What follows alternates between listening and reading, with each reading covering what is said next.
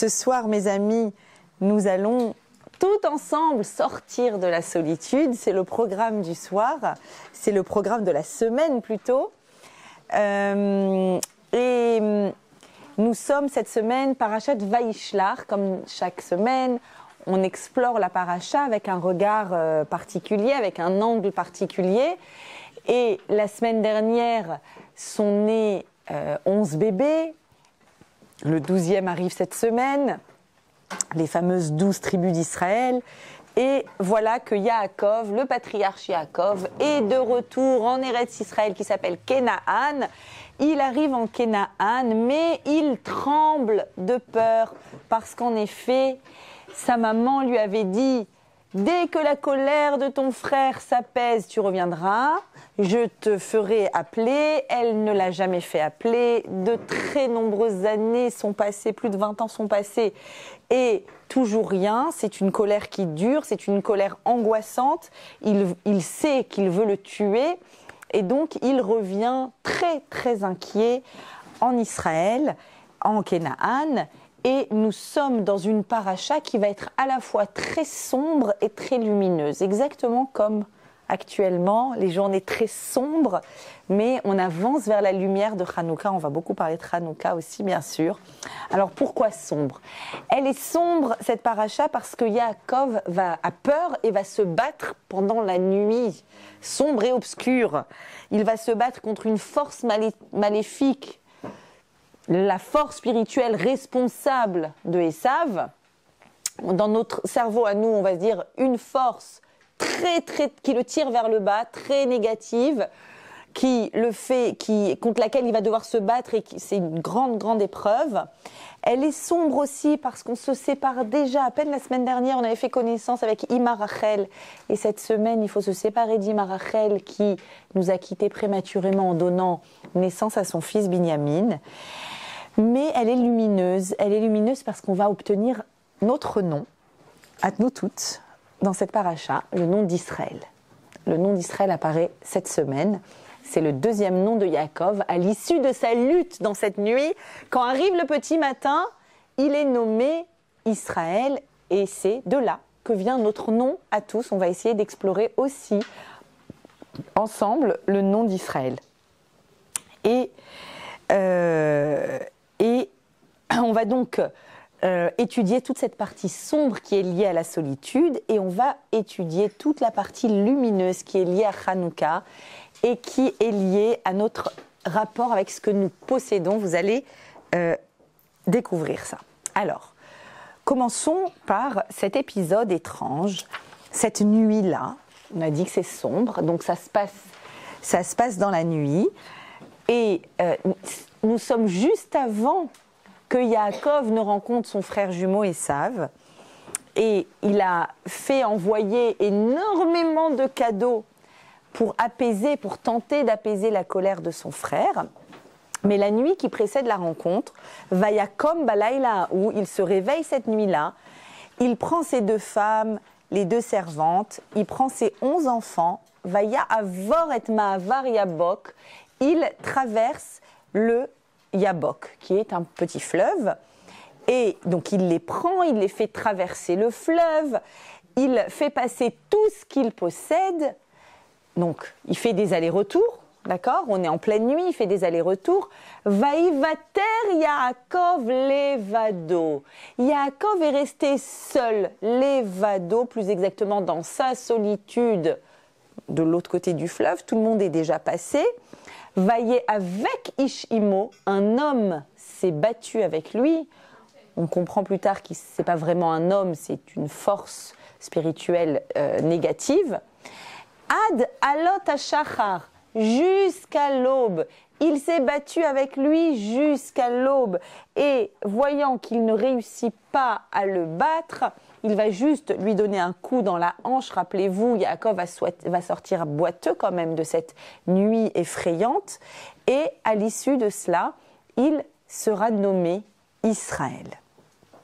Qu'est-ce qui se passe ici? Qu'est-ce que c'est le fait de rester levado, seul? On a tout un contexte un peu inquiétant. D'abord, le fait que c'est la nuit. Le fait demain, il est extrêmement inquiet de ce qu'il va rencontrer demain. Comment ça va se passer? On traverse un fleuve. Il y a des femmes, il y a des enfants, il y a des objets, et il est seul. Il fait nuit, il est seul, demain c'est inquiétant. Vous voyez un petit peu le contexte? Et là, il doit se battre contre quelqu'un. Il se bat. Qu'est-ce que c'est? Je voudrais qu'on comprenne ensemble. Qu'est-ce que c'est que cette terminologie? L'évado, il est resté seul alors qu'il n'est précisément pas seul. Précisément dans ce verset, on dit un homme se bat avec lui. Donc oui, alors ok, on a compris, ça veut dire, vous voulez dire seul, sans sa famille, mais il n'est pas seul. Qu'est-ce que c'est que ce terme de l'évado alors qu'il y a quelqu'un avec lui? Alors je vous ai souvent expliqué ce principe, je cherche ce que signifie un mot, je vais le chercher où? Dans sa toute première occurrence dans la Torah. Bravo!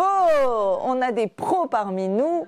C'est au tout début de la Genèse qu'on a un lévado qui est tout aussi étrange que le nôtre d'aujourd'hui. C'est à propos d'Adam, quand il a été fabriqué androgyne, pas encore séparé de sa partie féminine. Adam, l'humain, Hachem le voit ce qu'il a créé et dit « Lotov ». Lotov, c'est pas bon. Pour l'instant, je vais dire Lotov, pas bon. On va essayer de comprendre ce que ça veut dire. Que l'homme soit dans sa solitude. Mais je comprends pas. Pareil, il n'est pas seul. On a vu plus haut, Zachar ou Nekeva. C'est une forme de doublon. Je ne sais pas ce que c'est, peu importe. Mais en fait, je commence à comprendre que dans ces deux cas, il se retrouve seul avec quelqu'un. C'est ça, ce lévado. Entrez, bienvenue, n'hésitez pas. Venez. En fait, le lévado, ici, signifie que ce soit Yaakov ou que ce soit Adam bien avant, une personne qui est avec quelqu'un, mais qui est seule au monde. Et c'est peut-être ici la plus terrible et la plus juste définition de ce qu'est la solitude. La vraie solitude, c'est en fait quand on est seul avec quelqu'un. Alors le mot même, lavoud, quand on cherche ce que ça veut dire, cette racine-là, parce que vraiment seul, c'est boded. En hébreu, pour dire quelqu'un qui est seul, mais vraiment seul, chayal boded, mon fils, d'accord? Mon fils, il est chayal boded en Israël. Boded, c'est seul. L'évado, c'est quoi? Alors en hébreu, par exemple, etz lavoud, c'est quoi etz lavoud? Etz lavoud, c'est le contreplaqué. Vous savez ce que c'est le contreplaqué? C'est quand vous prenez plein d'épaisseurs très très fines de bois, que vous les écrasez les unes contre les autres. Donc c'est pas du vrai bois plein en tout cas, c'est le contreplaqué.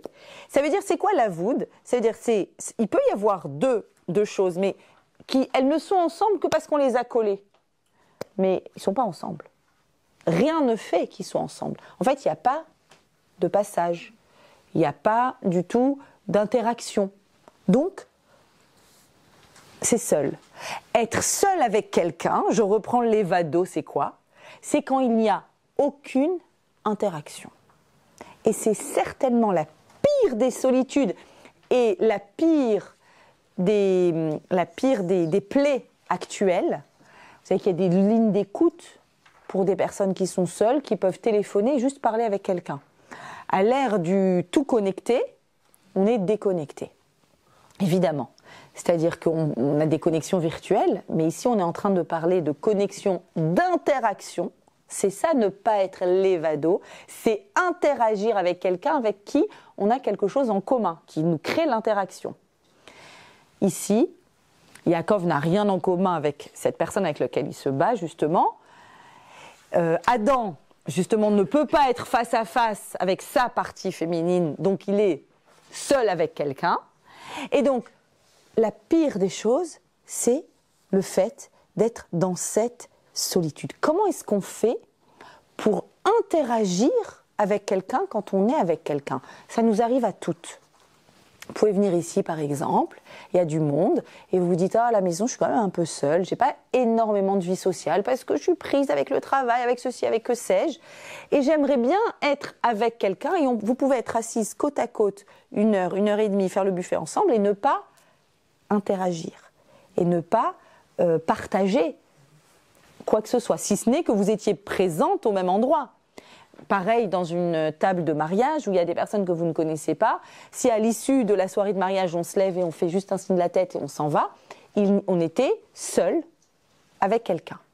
Comment faire pour interagir? Comment faire pour ne pas être seul quand on est avec quelqu'un?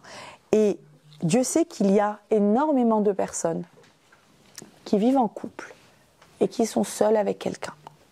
Que ce soit des hommes qui se sentent seuls alors qu'ils sont avec quelqu'un, ou des femmes qui se sentent seules parce qu'elles sont, alors qu'elles sont avec quelqu'un, elles se sentent toutefois seules. Et c'est certainement une solitude qui est pire, parce que la solitude de je suis seule sur une île déserte, bon à la limite, vas-y, prends les cocotiers, le soleil, et t'es seule. Mais quand t'es avec quelqu'un et que t'es seule, c'est ce qui te renvoie le plus à ton état de solitude et à ta difficulté d'interaction. Pour interagir, il faut quoi? Pour ne pas être seule quand je suis avec quelqu'un, il me faut quoi? Alors, on voit que le mot, la première fois qu'il y a le mot levado, il y avait écrit lo tov. Qu'est-ce qui est lo tov? C'est levado.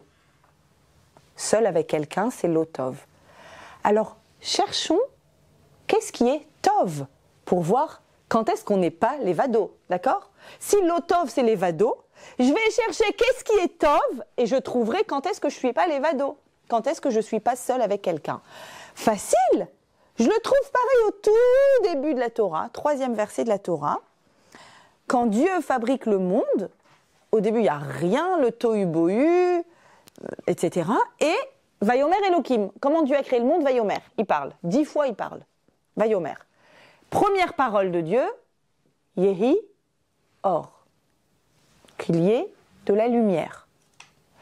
Vayar Elohim et Or, Kitov. Et Dieu a vu que la lumière, la première lumière du premier jour, est Tov. Apparemment, pour interagir avec quelqu'un, pour ne pas être seul quand je suis accompagnée, il faut un ingrédient indispensable qui s'appelle le or. Et c'est la raison pour laquelle Yaakov est seul jusqu'à quand? Ad alot hashachar, jusqu'à ce qu'arrive l'aube. Quand l'aube arrive, ce ish-là, cette chose terrible qui se bat contre lui, dit « Je ne peux pas rester, c'est le matin ». Sous-entendu, je n'ai la force de te laisser seul quand tu es avec quelqu'un que quand c'est la nuit, que quand il y a de l'obscurité. Quand il y a de la lumière, je n'ai plus cette force. Je ne peux pas te laisser seul avec quelqu'un, tu seras en interaction. La lumière est le principe premier de l'interaction. Je peux dire, cette lumière, effectivement, quand le gouvernement va nous enlever la lumière, je en parle sérieusement, donc il faut croire, je ne sais pas. En tout cas, nous, on aura toujours la lumière de la Hanoukia qui nous éclairera. Quand ils vont enlever, ce qui va se passer, la première des choses qui va se passer, c'est que les interactions vont être extrêmement difficiles.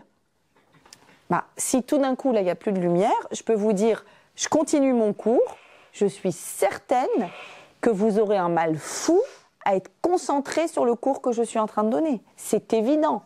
Vous n'allez pas pouvoir. Pourtant c'est plus de l'écoute que de la vision, mais c'est comme ça. La lumière, je parle de la vraie lumière, les photons, créent de l'interaction. Mais en réalité, on va essayer de comprendre c'est quoi ce or. Le or du premier jour est tov. Le tov, c'est l'interaction. Comment je le sais aussi? À chaque fois que dans la Bible, il y a écrit le mot tov, à chaque fois, c'est quand il y a deux éléments qui vont venir ensemble fabriquer quelque chose ensemble, donc interagir. Tovim hashnaim mina echad. C'est tov, c'est bien deux plus que un. Ça veut dire quoi, c'est bien deux plus... Non, c'est tov, ça veut dire ensemble, ils créent du tov. La collaboration de deux, c'est tov. Matzah isha, matzah tov, quelqu'un qui a trouvé son épouse, matzah tov, a trouvé le tov. C'est-à-dire que le tov, c'est pas bien, enfin c'est une mauvaise traduction, bien, parce qu'en même temps, si vous allez acheter une lumière et que vous demandez, s'il vous plaît, je voudrais une lumière pour mon salon, ok, quel type de lumière? Une lumière qui est bien. Mais encore, bien. C'est quoi une lumière bien? Vous comprenez que c'est un adjectif qui ne suffit pas. Donc, tov. Encore les astres. Bravo, bravo, bravo, bravo. J'arrive tout de suite à ça.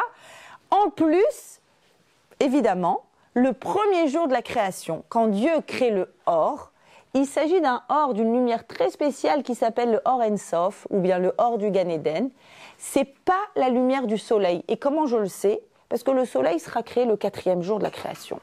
Donc on est obligé de se dire, cette lumière, c'est un autre type de lumière. La lumière vraiment matérielle qui existe, tout comme la lumière spirituelle est une lumière qui nous permet d'interagir, les deux, parce qu'il y a une symétrie toujours entre ce qui est matériel et ce qui est spirituel. Il y a toujours une symétrie. Donc, ça répond aux mêmes critères. Mais ici, on est en train de parler de quel or qui crée du tov.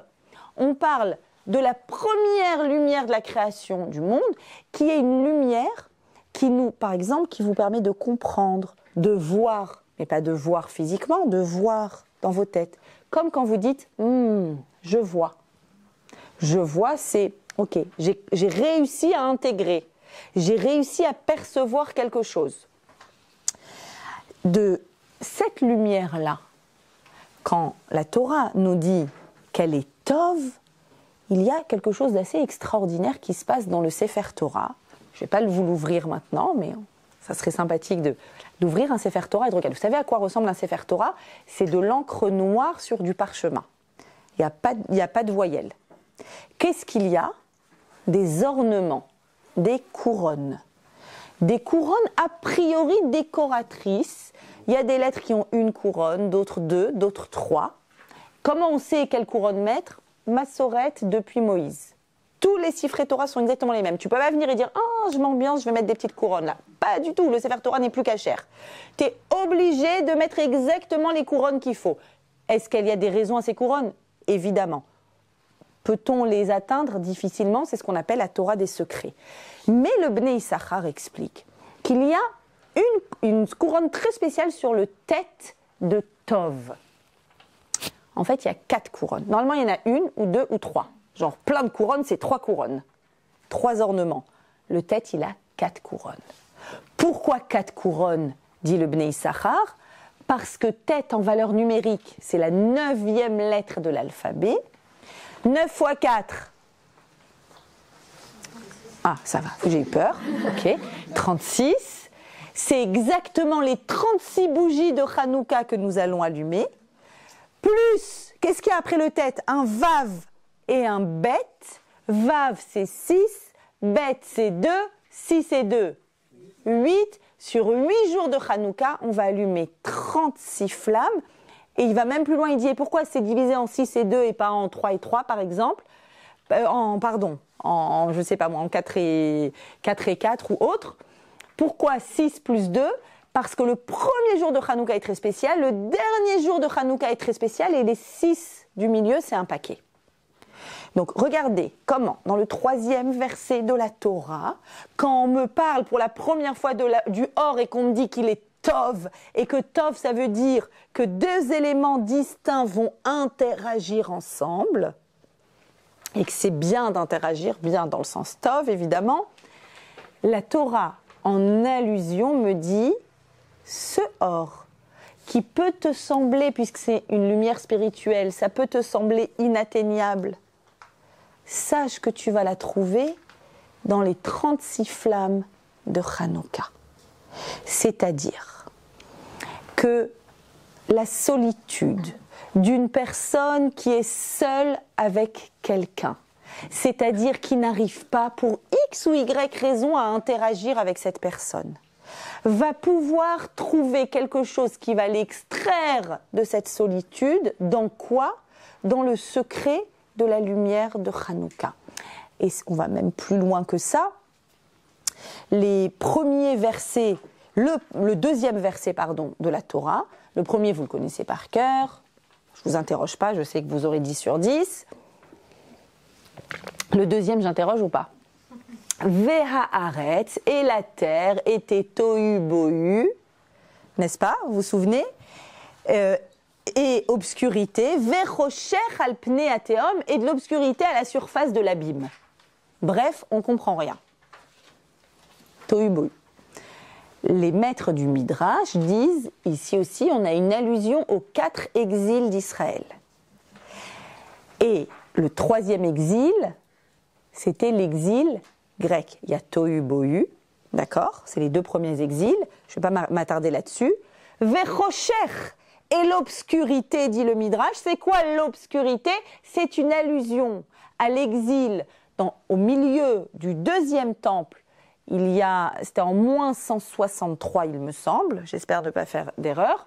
Donc à peu près 200 ans avant la destruction du 2e Beth Amikdash, du 2e temple, il y avait, alors c'était une période spéciale, on était en Israël, on n'a pas été exilés, contrairement à ce qu'ont fait les Romains plus tard, mais les Grecs ont dit c'est nous les boss, c'est nous qui décidons, c'est nous qu'on décide. Et puisque c'est eux qui décident, ils ont vu d'un très mauvais œil nos traditions juives et ils ont créé des décrets pour nous, ils nous ont laissés en vie.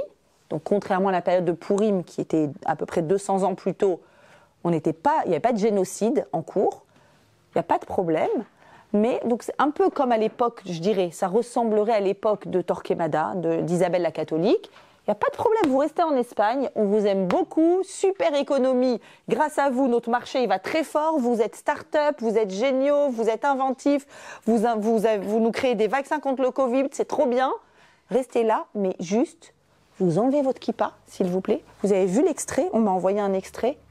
Est-ce que vous avez vu ce tout petit extrait? Enfin, on m'a envoyé un petit extrait sur CNews du professeur Cohen, interviewé sur le plateau de CNews avec une kippa, où les journalistes, dont Elisabeth Lévy, rien qu'elle, lui dit « Nous avons des personnes qui nous écrivent sur le chat et qui demandent « Pourquoi avez-vous un signe religieux dans un espace laïque ?»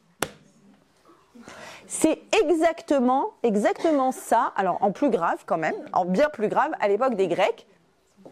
Interdiction d'étudier la Torah, interdiction de circoncire les bébés, interdiction de faire le Shabbat, interdiction de sanctifier la nouvelle lune, Rosh Chodesh, et donc impossibilité de faire les Chagim, puisque les Chagim, les Yom Tov, sont fixés en fonction du premier jour du mois. Donc, il n'y a pas de problème, vous restez, on est copains, mais vous devez vous helléniser, devenez des bons Grecs, comme nous. Et donc, cette période-là, quand la Grèce prend le pouvoir en Israël et qui va donner suite à quoi? À la révolte des Maccabim, qui décident de prendre les armes. Les Maccabim, c'est Tsahal d'il y a 2000 ans. Ils prennent les armes et ils partent en guerre contre eux, et ils ont aucune chance, comme en 48, comme en 67, voilà, c'est vraiment un schéma qu'on connaît très très bien. Ils n'ont aucune chance, et miraculeusement, ils vont gagner cette guerre, et à l'issue de cette guerre qu'ils ont gagnée, ils sont retournés dans le Beth Amikdash, qui n'était pas détruit, qui était toujours en fonction, mais souillé, et c'est là qu'a eu lieu le fameux miracle de la fiole d'huile qui a duré 8 jours. Je reviendrai là-dessus. Mais, juste pour revenir à ce concept-là, les maîtres du Midrash disent, quand il y a écrit obscurité, la première fois dans la Torah où il y a écrit le mot obscurité, c'est quoi? En allusion, Malchut Yavan. C'est la royauté grecque, ce sont les Grecs, qui pourtant, sont à l'origine du monde occidental des Lumières, ce qu'on appelle le monde des sciences. Pourtant, c'est eux qui sont définis comme étant obscurité, rocher. Et qu'est-ce qu'on doit faire, nous, face à cette obscurité qui nous envahit? Une obscurité qui nous empêche des interactions, qui nous empêche de laisser émerger le or du premier jour. Le or du premier jour se trouve où? Dans un livre de Torah, quand on l'étudie, ce qu'on est en train de faire maintenant, très précisément maintenant. Il se trouve où ce or? Il se trouve à l'intérieur de nos interactions, réfléchissons un instant. Si on n'a plus le droit de faire Shabbat, Shabbat c'est un lien avec moi-même, j'arrête de travailler, je suis plus connectée à moi, à ma lumière, à ma neshama, et c'est aussi quoi? Un lien les uns avec les autres. Plus le droit de faire Shabbat, ça veut dire qu'il n'y a plus, ça y est, vos interactions. La Brit Mila et le Mikvé, c'est quoi? On ne veut plus que vos interactions de couple soient aussi porteuses de sens. On veut qu'elles ne soient que l'expression d'une pulsion physique. Parce que toute l'idée de la circoncision, c'est qu'on va bien au-delà de ce que le corps dit. Le corps est porteur et le véhicule d'autre chose. C'est quoi cette autre chose? C'est notre intériorité, bien entendu. Qui relève de quoi?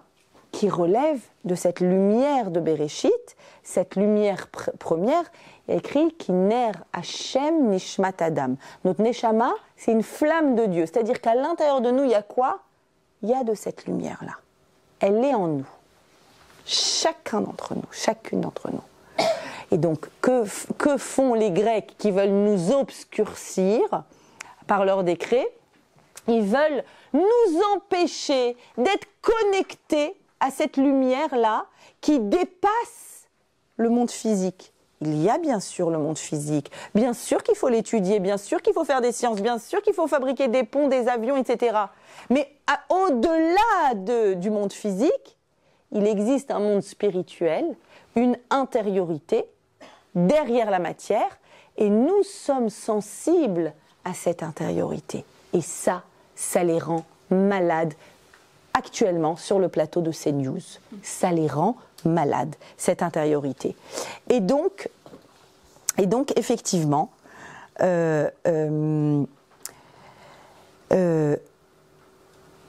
si il n'y a pas de lumière, il y a moins d'interaction. On va essayer de comprendre de quoi on parle. On parle évidemment de la lumière physique. Mais je vous ai dit, la lumière physique n'est que l'image d'une lumière spirituelle, ce fameux or, qui lui aussi nous permet une interaction. Alors, juste 2 mots sur ce que c'est qu'une flamme. Parce qu'il y a ce or-là, électrique, mais ce n'est pas avec ça qu'on allume. On allume des flammes. On allume des bougies. Shabbat, en signe de proximité dans le couple, on allume aussi des bougies. Qu'est-ce que c'est qu'une flamme? Juste deux petites idées pour qu'on soit bien conscient de ce qu'est la flamme. La flamme, si j'ai une flamme ici, et que je veux vous la distribuer, que vous avez toutes des bougies, je vous la distribue. Est-ce que j'en ai moins? Pourtant, si je distribue cette bouteille d'eau, on est d'accord qu'après, il n'y en a plus. Donc, la flamme ne répond pas aux critères physiques de ce monde-là. Elle dépasse le physique. La flamme est ce qui transforme le récipient, pas le récipient, le combustible, en quelque chose de spirituel. Ça représente la spiritualité. De plus, la flamme, elle pointe toujours vers le haut. Vous avez déjà essayé de prendre une flamme et de la baisser? Elle repointe. D'accord? Autre élément, insaisissable. Vous vous rappelez quand vous étiez enfant? Vous essayez d'attraper la flamme. Elle est insaisissable c'est de la matière, mais qui ne relève pas de la matière comme tous les autres matériaux. D'ailleurs, quand on écrit l'équation de la combustion, on dit C plus O2 donne CO2 plus la flamme. Et on n'arrive pas à l'écrire dans l'équation, n'est-ce pas? Comment faire pour écrire cette flamme? Ah non, plus la flamme. C'est de l'énergie. C'est de l'énergie. C'est réel. C'est une énergie réelle, mais qui est, voilà, c'est physique dans le sens où on le voit, mais en fait, insaisissable. Donc ça, c'est le principe de la lumière. On a bien compris donc que cette lumière, c'est quoi? C'est une façon de voir, c'est une façon de comprendre, c'est l'infinie sagesse de Dieu qui se trouve dans la Torah. D'accord? Tout ça est véhiculé par les flammes de Hanouka. Et c'est la raison pour laquelle, quand à la fin, je vous ai dit, Yaakov lutte toute la nuit, il lutte, mais à un moment, quand justement arrive la lumière, il n'est plus seul avec quelqu'un, il va retrouver sa famille. Que dit le texte? Vaizrach lo hashemesh. Le soleil s'est mis à rayonner pour lui. Non, pour le monde entier, il a rayonné le soleil. Qu'est-ce qu'on a ici? On a encore une allusion. Lamed Vav, lo, pour lui, c'est Lamed Vav, c'est 36 bougies de Hanouka. Shemesh, c'est le Shamash. Ah, hop, arrive Hanouka, arrive cette lumière qui vient d'ailleurs, une lumière indescriptible. Ça y est, l'interaction est à nouveau possible. L'interaction est à nouveau possible et on est donc dans quoi? Dans le Tov. Je voudrais vous dire encore un petit mot sur le mot Tov. On a compris que Tov, c'est quand il y a deux personnes qui s'associent, n'est-ce pas? Qui sont en interaction. Particulièrement aujourd'hui, en préparant mon cours, je me souviens que nous sommes le 5 décembre, n'est-ce pas? Et c'est une journée spéciale, le 5 décembre. Pourquoi? Pourquoi c'est une journée spéciale? Parce que quand on n'habite pas en Eretz Israël, quand on habite à l'extérieur d'Israël, le 5 décembre, la prière de tous les jours, la prière de la Hamida change un tout petit peu. On disait avant, pendant tout l'été, on a dit envoie la bracha, et là on va changer et on va dire, je vous ai mis le texte que je vais vous traduire tout de suite. Et ce que j'ai fait, c'est que donc à partir d'aujourd'hui, on dit ce texte, et on va expliquer pourquoi à partir d'aujourd'hui. Et ce qui est extraordinaire, c'est que vous allez voir que dans ce texte, j'ai mis en valeur les mots qui reviennent sans arrêt. Il y a le mot bracha, qui revient 7 fois.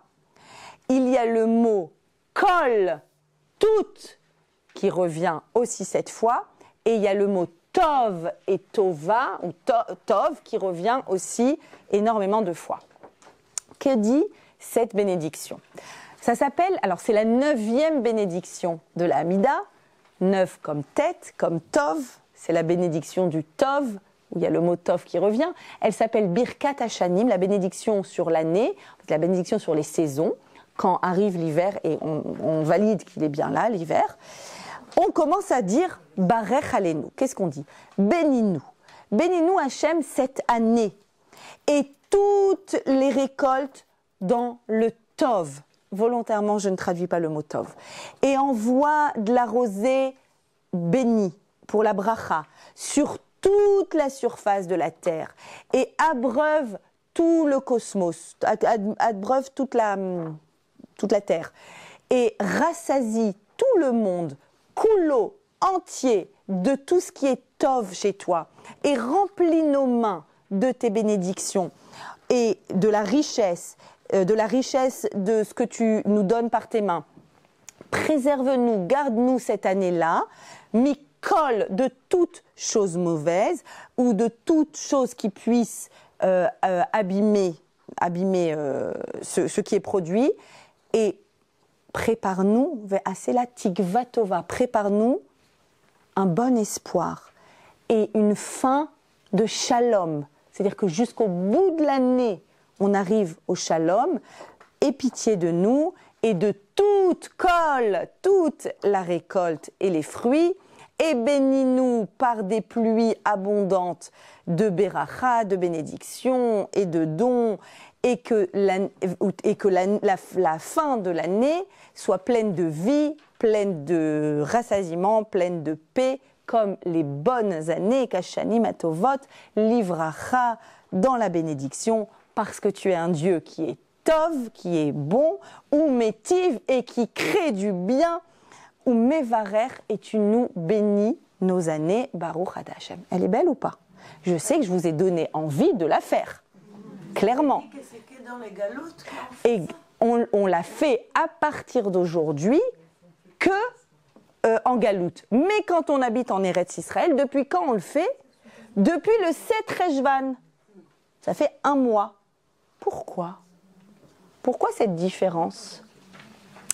Alors, cette bénédiction-là, vous savez qu'à Shmini Atzeret, à la fin de Sukkot, on a fait la bénédiction de la pluie. Fin de Sukkot, ça y est, il faut qu'il pleuve. Mais on a fait à la synagogue la bénédiction de la pluie, mais on ne l'a pas encore mise en place dans nos prières quotidiennes. Pourquoi? Parce que toutes les personnes qui montaient au temple pour Soukhot, il fallait qu'elles retournent chez elles. Et si on fait tout de suite les bénédictions de la pluie, ben elles n'ont pas forcément prévu les bottes et le parapluie. Et ça va être très embêtant. Donc on attend 60 jours, ça fait 60 jours, on attend 60 jours jusqu'à ce que tout le monde soit rentré chez soi, à l'époque du temple, pour ne pas qu'il y ait quelque chose de désagréable pour qui que ce soit. Je vais le dire autrement. Cette bénédiction du Tov, du Kol, vous allez comprendre pourquoi je vous parle du Kol, tout, que la bracha de, vous savez qu'en hébreu, on dit Kol Tuv. C'est la plus belle bracha que ça. Kol Tuv, tout le bien. C'est quoi tout le bien? C'est qu'on ait tous les deux toutes les interactions possibles. Et parmi les interactions, il y en a une qui est fondamentale. Je peux prier égoïstement pour la pluie parce que j'ai besoin de pluie. Parce que s'il ne pleut pas, comment est-ce qu'on va faire pour manger? Mais je ne prierai pas pour la pluie si quelqu'un risque d'être embêté par une tempête en route pour retourner chez lui. C'est-à-dire que c'est une sensibilité jusque dans le moment de la prière. Et vous comprenez pourquoi en Israël on le fait depuis le 7 Rejvan, parce que quand quelqu'un habite en Israël, le temps de revenir chez lui c'est un peu plus rapide. Du nord au sud c'est bon, en 2 semaines t'as plié l'affaire. D'accord? Tandis que, et jusqu'à aujourd'hui, alors qu'aujourd'hui on ne monte pas, malheureusement, on ne monte pas au temple pendant les 3 fêtes. Jusqu'à aujourd'hui, on a gardé ça, que la bénédiction sur le Tov, c'est une bénédiction qui prend en compte l'interaction dans son détail. Pour que je sois bien, il faut que tu sois bien. Si toi t'es pas bien, comment est-ce que moi je peux dire tout va bien? Comment c'est possible? Et donc, on va essayer de faire en sorte que toute cette lumière Tov là de Hanouka nous permette de meilleures interactions. Personne d'entre nous n'a envie d'être l'évado. C'est la chose la plus triste. Un élève à l'école qui est un peu l'oublié de sa classe et qui rentre à la maison un peu triste, qu'il soit là ou qu'il soit pas là, personne va lui demander des nouvelles, personne va lui envoyer les devoirs. Ça brise le cœur. Parmi des collègues, on ne fait pas trop attention à elle, elle ne parle pas beaucoup, elle interagit pas spécialement. Est-ce que ça veut dire qu'il y a moins de or? Jamais de la vie. Il y a la même lumière. Mais peut-être que y a certaines personnes pour lesquelles les interactions sont plus compliquées. Et puis, des fois, c'est pas compliqué, c'est juste un oubli. J'oublie de prendre de ses nouvelles. J'oublie, comme on vit sous le même toit tout le temps, j'oublie de lui dire comment tu vas. Mais pas un comment tu vas comme ça, un vrai comment tu vas, où je te regarde dans les yeux et j'attends ta réponse. Et je vais réagir à ta réponse. Combien de fois on oublie la nécessaire interaction? Mes amis, oublier en hébreu, c'est l'ishkoach, shichecha. C'est les mêmes lettres que le mot rocher, l'obscurité. Et c'est pas par hasard. C'est parce que quand il y a de l'obscurité, quand je vois pas ta lumière et que tu vois pas ma lumière et qu'on n'est pas vraiment en interaction, on s'oublie. Et tout ce passage est là pour me dire que je suis capable de transformer mon lévado, qui peut nous arriver à toutes dans nos vies et qui nous arrive, ici ou là. Ah, j'étais à cette soirée, j'étais pas bien, non, je me suis pas sentie à l'aise, j'ai pas réussi à parler, ou on n'a pas fait cas de moi. Je veux transformer le lévado en, disent les chachamim, en quoi? En les cadeaux. Ça peut vouloir dire des cadeaux, surtout à Hanouka, mais en l'occurrence, en hébreu, cadeau, c'est quoi? Ça cruche. Et les Chachamim disent, quand il y a écrit Levado, les cadeaux, Vaïvater Yaakov est resté seul. Pourquoi il est resté seul? Faut pas rester seul. Faut être en les cadeaux, parce qu'il avait une cruche. Il y avait une cruche qu'il avait oubliée là-bas, dit le Midrash, de l'autre côté. C'est pas grave. Tout ça pour une cruche, à la fin t'es sorti boiteux. Une cruche, non. C'est une cruche très spéciale. Il avait Bemakli, il y a une très belle chanson en hébreu qui dit Bemakli.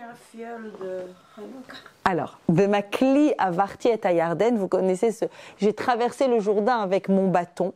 Il n'avait qu'un bâton, mais dans son bâton, il avait caché une fiole d'huile qui lui servait à s'éclairer. Et c'est cette fiole-là, elle avait des particularités parce que en l'utilisant, il l'utilisait, mais bien qu'il l'utilisait pour s'éclairer, cette fiole restait remplie, bizarrement.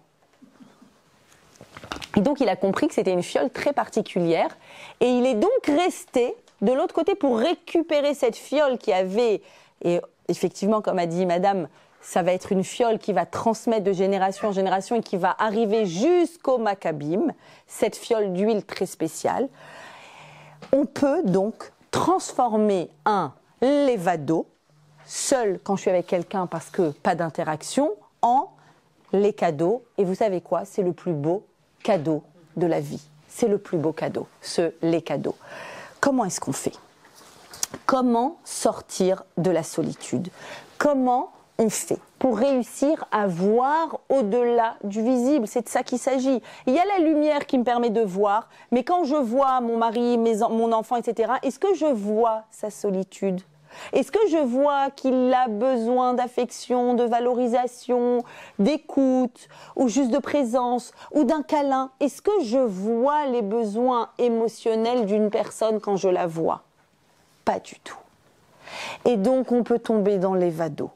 Et si on veut aller vers les cadeaux, ce cadeau merveilleux de la vie qui est de voir l'autre et d'interagir avec l'autre, alors comment est-ce qu'on fait? Eh bien, de la façon suivante. Regardez ce passage merveilleux du Imre Noam. Il prend un verset concernant la Ménorah. La Ménorah, c'est quoi? À ne pas confondre, mes amis, avec la Hanoukia. La Hanoukia, chaque jour, on allume une flamme de plus jusqu'à 8 flammes. La Ménorah, c'est un candélabre à 7 branches, une centrale et 3 de chaque côté, qui se trouvait dans le Beth Amikdash, qui a été volé par Immarchemo Titus, que vous voyez sur l'arche de Titus quand vous allez à Rome, jusqu'à aujourd'hui, vous voyez les esclaves qui portent, ou les Romains en fait, qui portent le candélabre et qui se trouvent très certainement dans les caves du Vatican. Et donc, dit le Imre Noam, quand on parle de la Ménorah, il y a écrit « Vous allumerez la Ménorah », comment la Torah le dit, « Elle moule pene à Ménorah ». Quand vous allumerez la flamme en face, elle moule pene, c'est quoi pene à Ménorah? Le visage de la Ménorah. Attends, la Ménorah, elle n'a pas de visage. Il faut écrire « Elle moule la Ménorah », face à la Ménorah. C'est quoi en face de pene? Le visage. Et le Imre Noam dit, attends, viens, je te dis. Il y a 7 branches dans une Ménorah avec une lumière très spéciale. Je sais aussi qu'elle est spéciale, vous savez pourquoi? Parce que quand vous allez l'allumer, vous allez dire Ein lanu reshut leishtamesh bahem. J'ai pas le droit d'utiliser. D'ailleurs, si Macron il nous éteint la lumière pendant Hanouka, vous n'avez pas le droit de lire quoi que ce soit à la lumière de la Hanoukia. On n'a pas le droit de l'utiliser. Pourquoi? Parce que c'est quoi le shamash, on peut l'utiliser. Le shamash, il est comme le shemesh. Le shemesh, c'est utile. Mais cette lumière, c'est quoi? C'est une lumière intérieure. Donc tu ne peux pas l'utiliser. Maintenant, la Ménorah. C'est quoi pene? Elle a un visage, la Ménorah? Elle a 7 branches, 7 flammes. D'accord? La Ménorah les 7 branches de la Ménorah étaient allumées tous les jours. Ok? C'est quoi ces 7? Pourquoi 7? Une des raisons, dit le Imre Noam, nous savons que les 7 branches de la Ménorah correspondent aux 7 portes du visage de l'homme. Le visage de l'homme a 7 portes, qui sont les 2 yeux, 2 portes, les 2 narines, les 2 oreilles, les 2 narines et la bouche. Ici, en haut, au niveau du visage, on a 7 portes.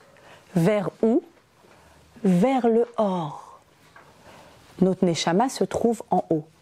Elle n'est pas elle est perceptible, mais elle n'est pas dans le monde de la matière, elle est spirituelle, notre Neshama évidemment, mais elle est logée ici.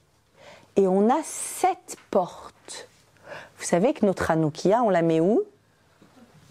À la porte ou à la fenêtre? À la limite entre l'intérieur et l'extérieur. Nous aussi, on a une limite entre l'intérieur et l'extérieur. C'est où? Nos portes, qui nous permettent de faire quoi? D'interagir, d'être en lien.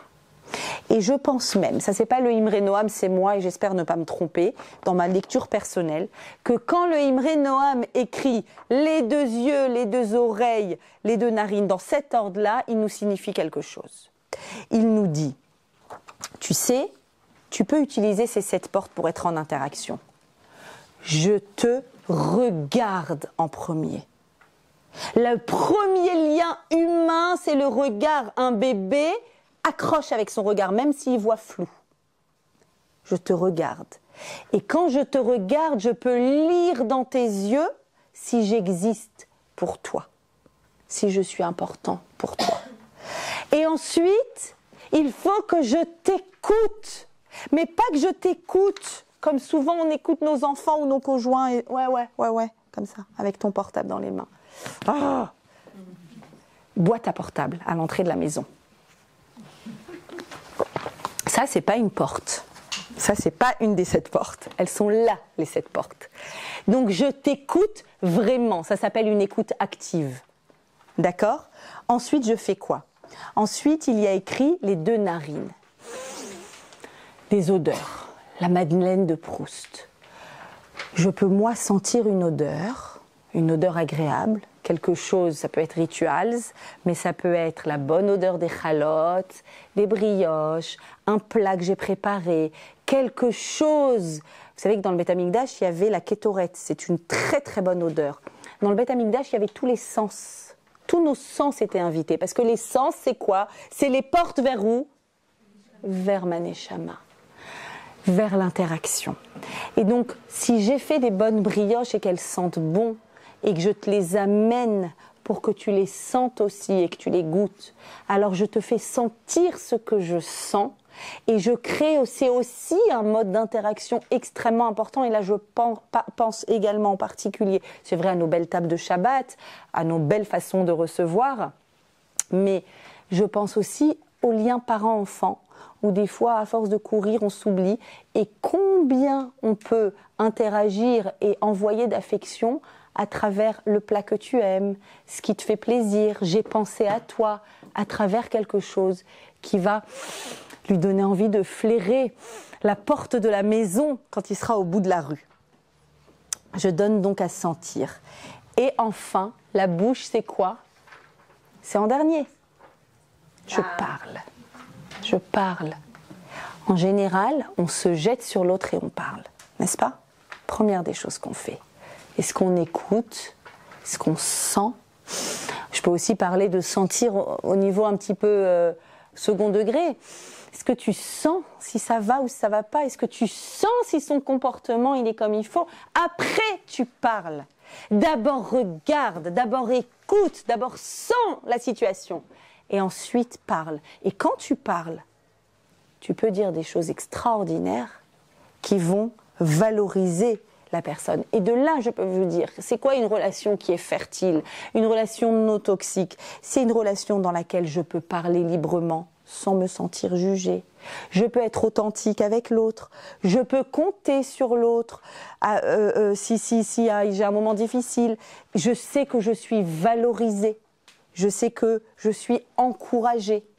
Tous ces éléments sont des éléments qui me montrent qu'une relation, c'est une vraie relation dans laquelle il y a une vraie interaction entre mes portes et tes portes. Ces portes-là, elles doivent servir de passage. Et des fois, c'est vrai, on bloque nos portes. Les vados, c'est quoi? J'ai pas vu. C'est comme nos émojis. J'ai pas vu, j'ai pas entendu, j'ai pas parlé. Mais ces émojis, on va les laisser dans les émojis.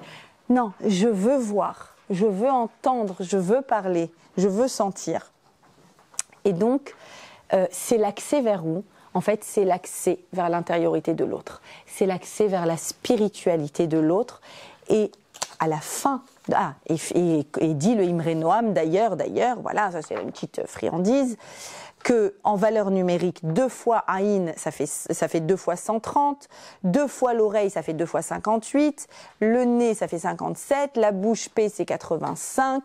Ensemble, tout ça, vous vérifierez, ça fait 518. C'est exactement la valeur numérique de Lehadlik Ner Hanouka.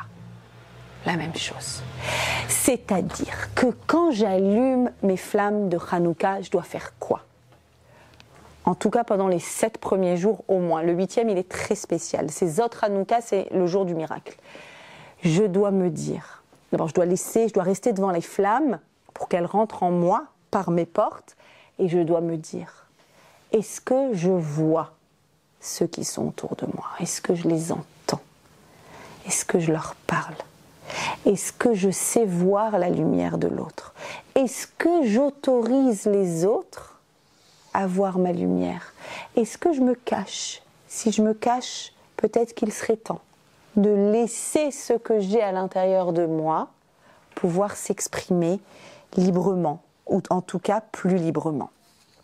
Et donc, vous voyez que tous ces sens-là sont au niveau de la tête, comme on l'a dit. Dans notre tête, il y a la Neshama. Or, quel est le nom que reçoit Yaakov à la fin, quand arrive Adalot HaShachar, quand arrive l'aube, et que la force, la négative, lui dit « Laisse-moi partir, j'ai de la force que la nuit, parce que la nuit, t'as la rama, donc la nuit, je peux réussir à t'angoisser, mais je ne peux pas sinon. » Et il lui dit « Atatatata, bracha. » S'il m'arrive quelque chose de dur, il faut que j'ai une bracha à la fin, il faut qu'il y ait un avantage. Ton nom sera désormais Israël, Kisarita im Elokim vatuchal, im anashim ve'im Elokim vatuchal. Bravo, on a des vraies connaisseuses, c'est génial. Vatuchal, tu t'appelleras Israël. Israël, c'est quoi ? C'est Yachar El. Yachar, droit, et on est droit la brioute, vers El, vers Hachem. Et Israël, c'est Roche, c'est les mêmes lettres, je les change, Roche, Li. J'ai une tête. J'ai une tête dans laquelle il y a 7 portes. Et dans ma tête se loge une âme pure. On peut faire les plus grandes bêtises du monde. On peut oublier qui on est, on peut tomber amoureux de je ne sais qui, Gad Elmaleh. On peut se perdre dans les méandres du monde. L'âme reste pure. Li roche. J'ai une tête, et ma tête, c'est là qu'il y a les portes. Et c'est mon nouveau nom. Et vous savez ce que je me suis dit en relisant ça ? Incroyable. J'ai entendu à la radio, vous avez peut-être entendu aussi, qu'à partir de cette semaine, enfin ça vient d'être voté, on a le droit de changer de nom. Alors en Israël c'est très facile de changer de nom, mais en France c'est très compliqué. Et désormais, c'est un simple document à remplir à la mairie.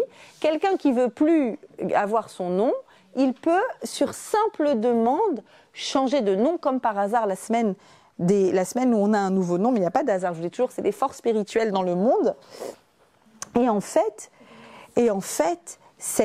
moi j'ai lu, c'est passé devant mes yeux sur des réseaux, sur Facebook ou autre, il y a deux choses.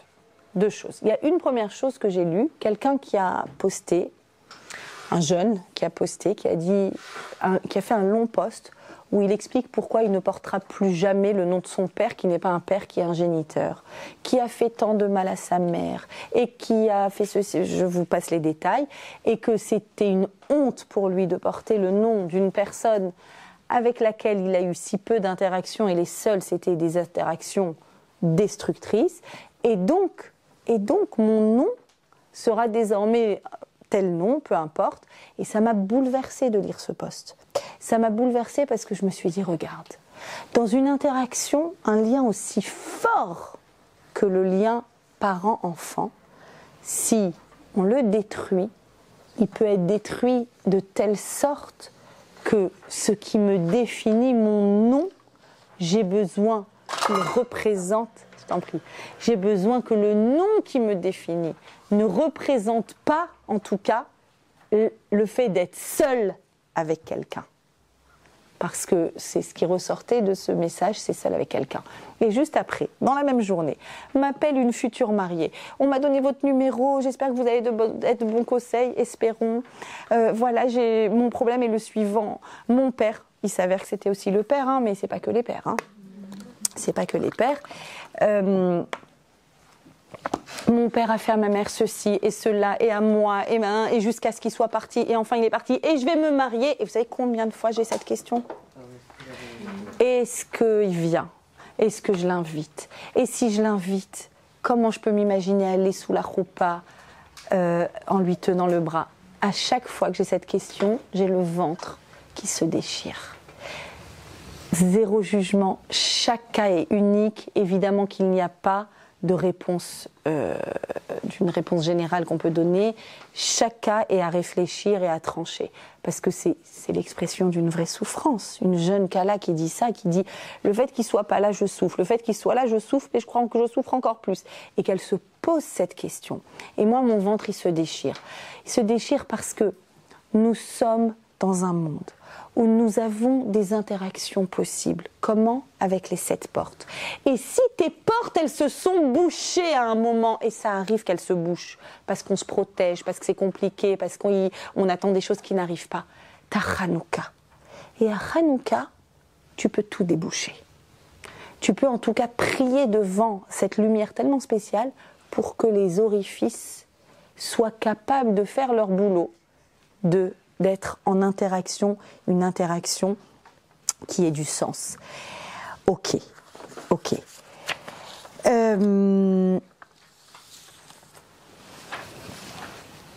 Tout ce qui est de l'ordre de l'interaction, tout ce qui est à travers ces 7 portes est spirituel et infini. Il faut bien comprendre quand on est dans quelque chose qui est spirituel, on est dans l'infini. Qu'est-ce que je veux dire par là?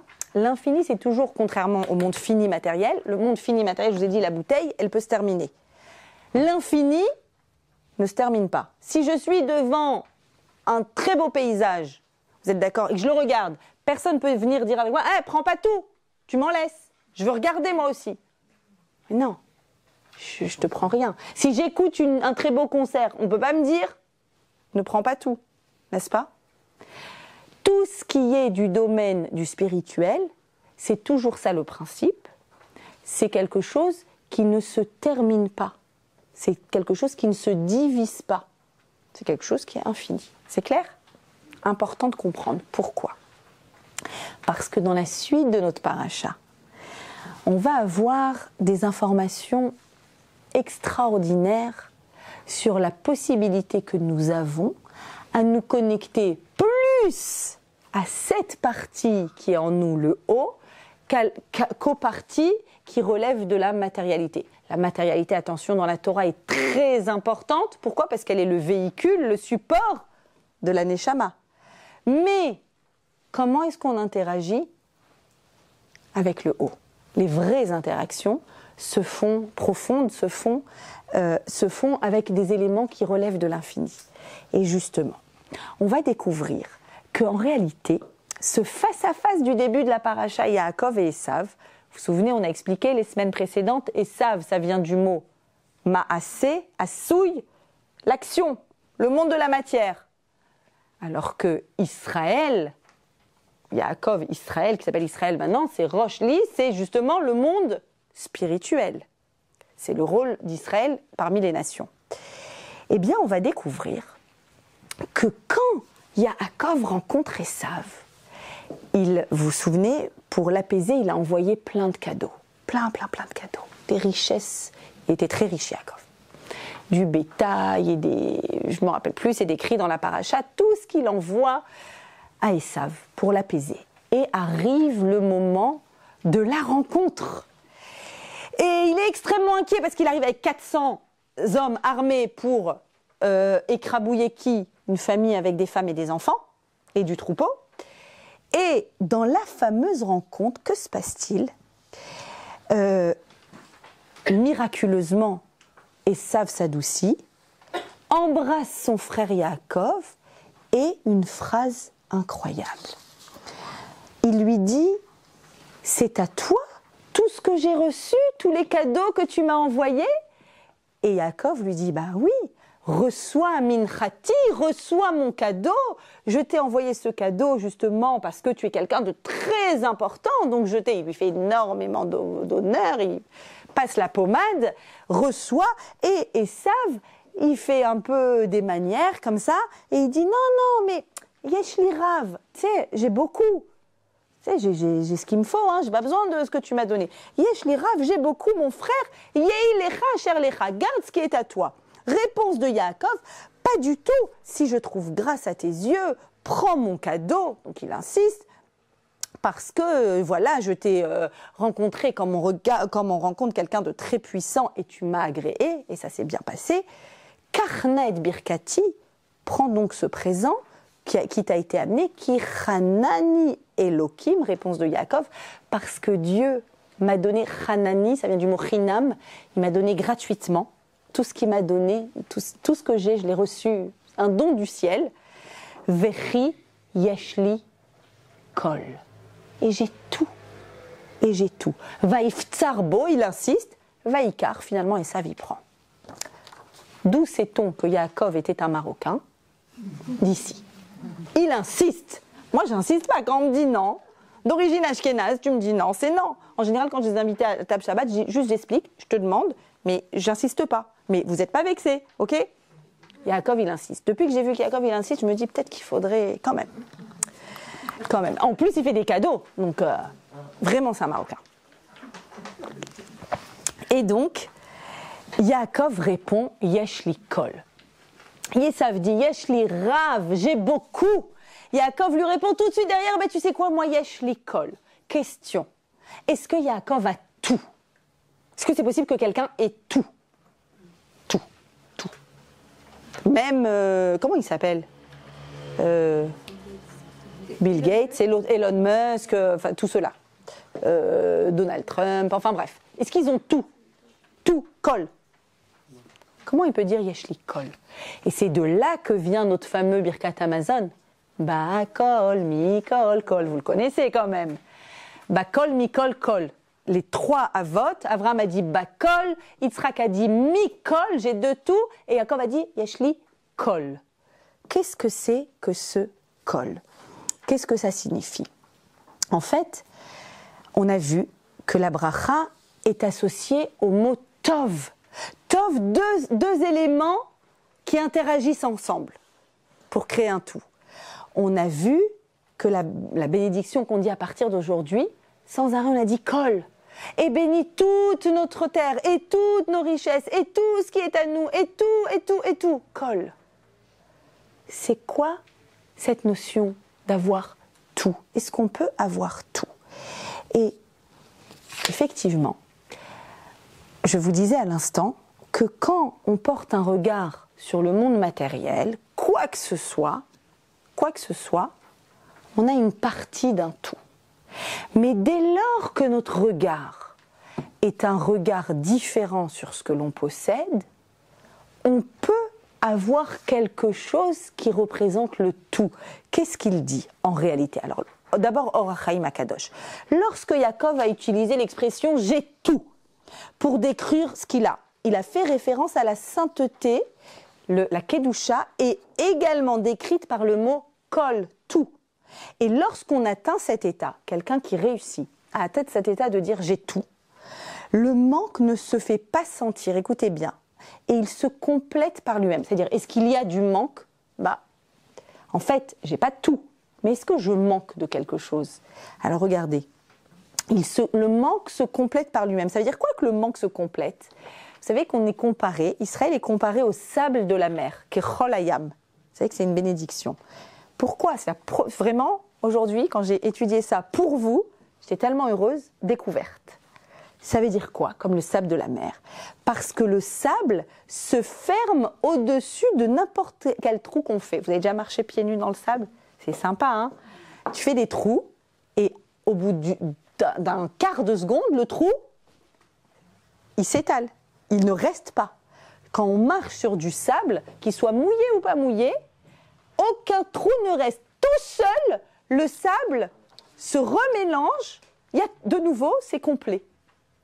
On est comme le sable de la mer, ça veut dire que quand on a cette possibilité, avec ce regard pertinent-là, d'être capable de vivre ce qui manque, et combien de fois nos interactions sont manquantes, combien de fois on n'interagit pas parce qu'on dit « il me manque que, j'aimerais que tu » pour avoir une vraie interaction, mais finalement notre rapport au manque, c'est un rapport personnel d'interprétation. Parce que c'est pas qu'Yaakov a tout, c'est qu'il ne lui manque rien. C'est pas exactement pareil. C'est pas pareil.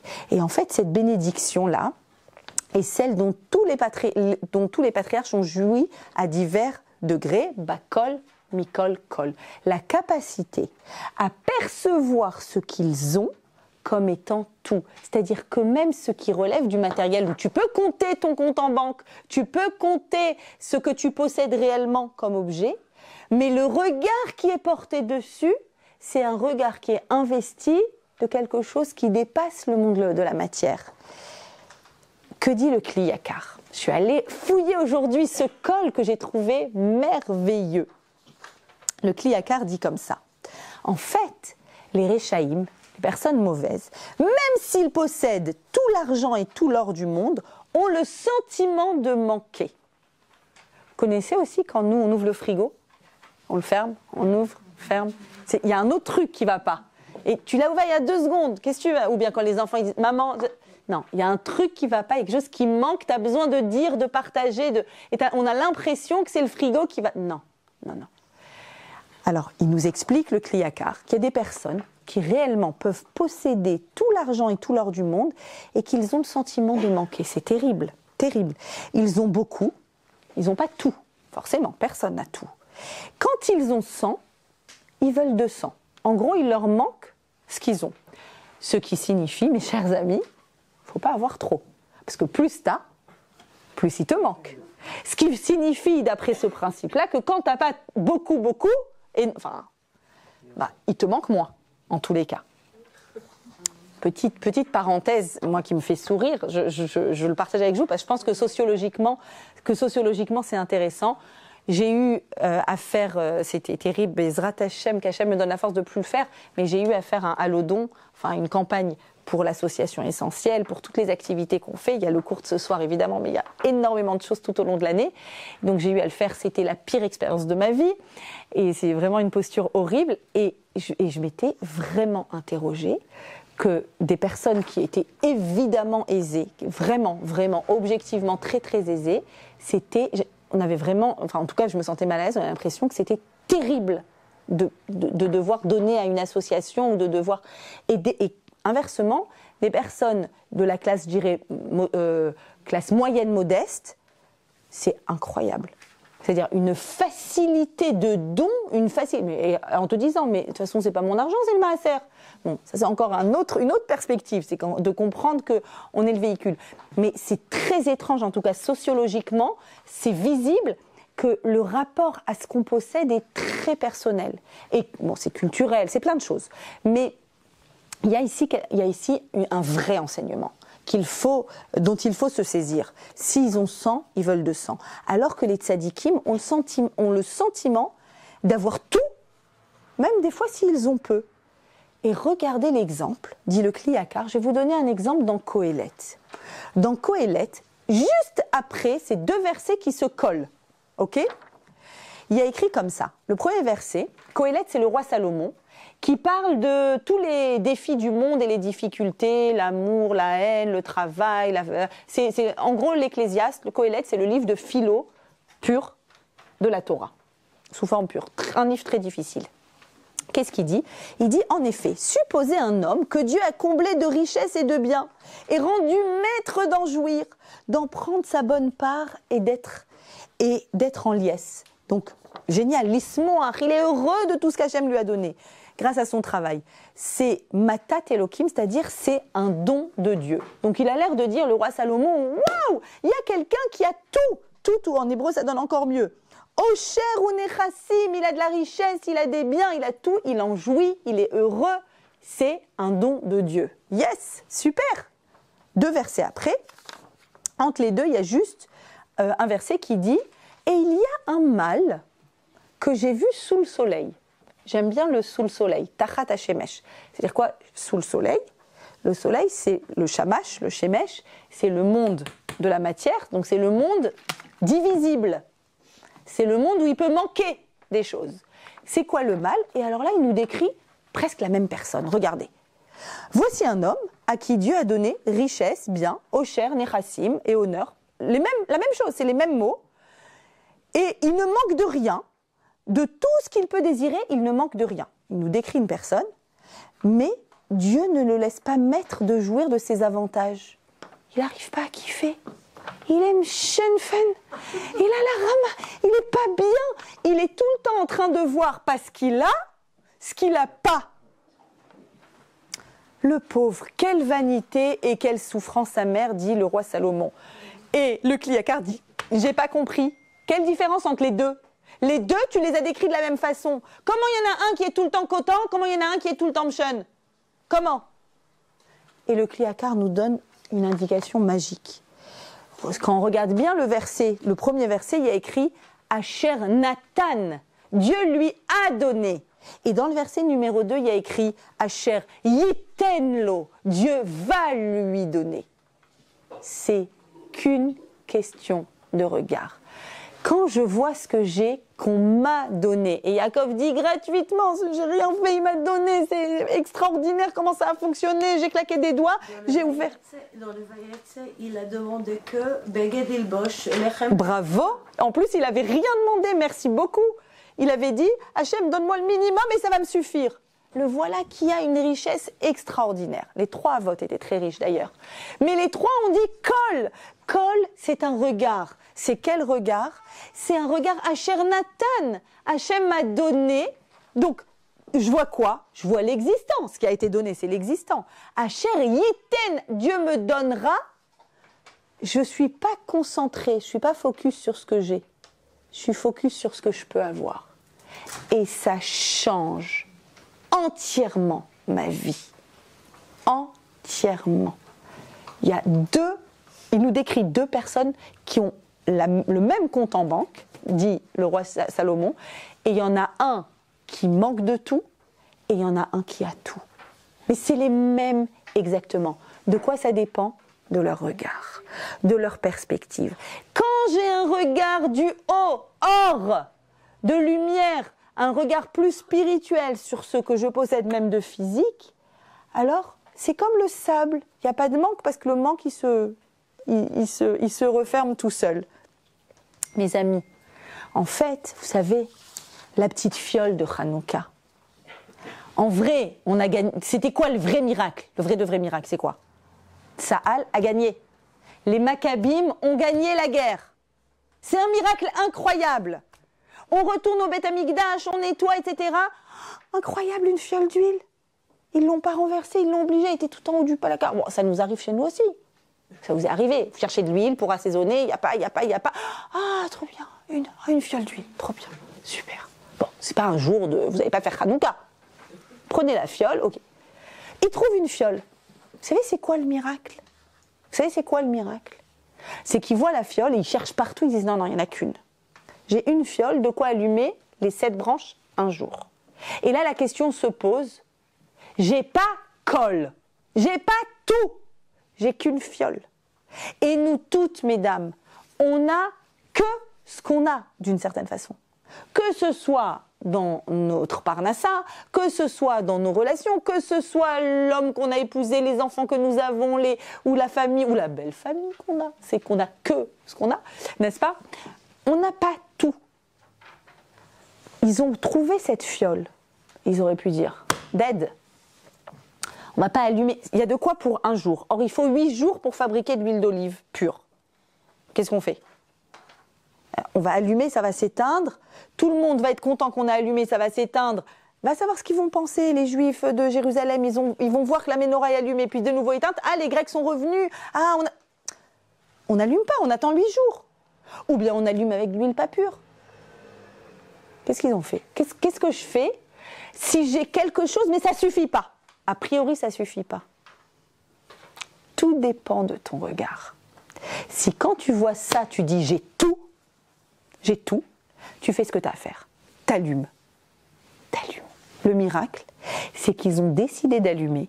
Et quand ils sont arrivés au bout de 24 heures en disant bon bah il n'y a plus, ils voient les gobelets remplis et ils comprennent qu'Hachem, à travers ce miracle c'est un miracle, comment dirais-je, très fin.